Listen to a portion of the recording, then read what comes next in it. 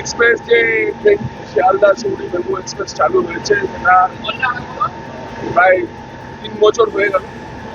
প্রধানমন্ত্রী শ্রী নরেন্দ্র মোদী এবং রেলমন্ত্রী শ্রী অশ্বিনী বৈষ্ণবজির কাছে সিউড়ির বাসিন্দা হিসেবে ধন্যবাদ জানানো এবং কৃতজ্ঞতা প্রকাশ।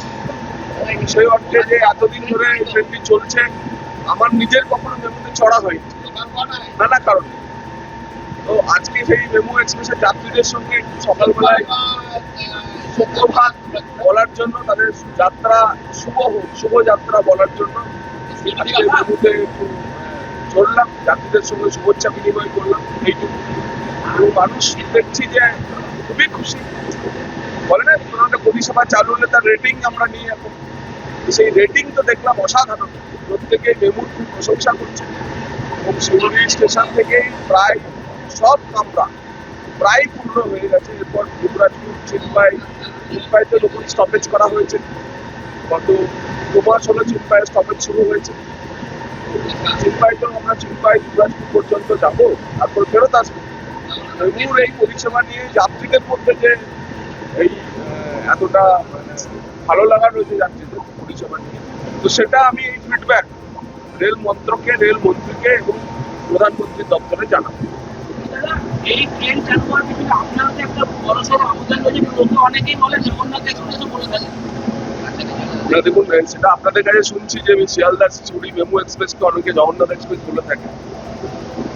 সিউড়ির মানুষের অ্যাসপিরেশন ছিল, সিউড়ির মানুষের বহুদিনের চাহিদা ছিল যে এমন একটা সময়ে ট্রেন চালু হবে যে ভোরবেলা আমরা শহর থেকে রওনা দেবো, 10টার মধ্যে কলকাতাতে পৌঁছাবো, সারাদিন কাজকর্ম করে আমার সন্ধ্যেবেলায় ট্রেনে চড়বো, 10টার মধ্যে আমাদের শহরে ফিরবো।